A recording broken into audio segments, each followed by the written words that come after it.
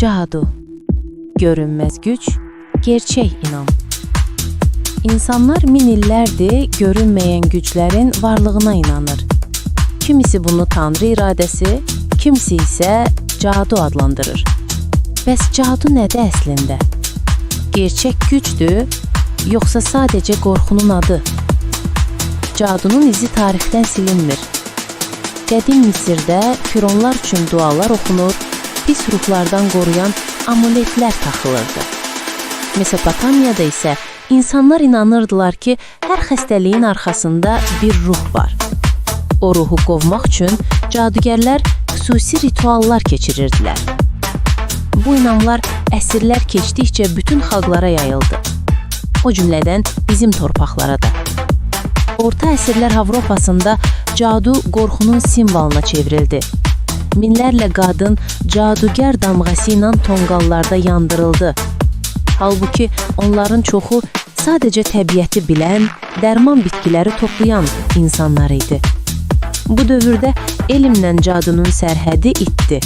Bilik təhlükə sayılırdı. Azərbaycanda da cadu anlayışı xalq inanclarının bir hissəsidir. Əsrlər boyu nəzər, bəxt bağlanması, sevgi cadusu kimi anlayışlar yaşayır. Kəndlərdə hələ də belə sözlər eşidilir. Qızın bəxti bağlanıb, bu evdə cadu var, filan kəs məni ofsun eləyib. Bəziləri inanc, bəziləri qorxu ilə bunu qəbul edir. Əslində isə insanın inancı çox vaxt onun öz ruh halını dəyişir.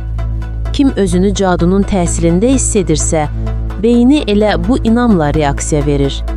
Elm deyir ki, inanc beyində kimyəvi reaksiyalar yaradır.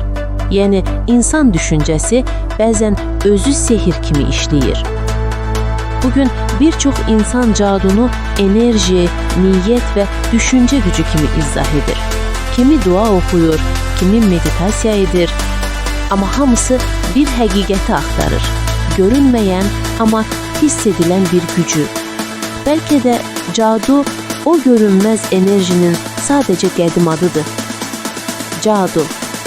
Bəziləri üçün qorxu, bəziləri üçün inam, bəziləri üçünsə sadəcə sir. Amma unutmamalıyıq ki, ən böyük sehir insanın öz düşüncəsindədir.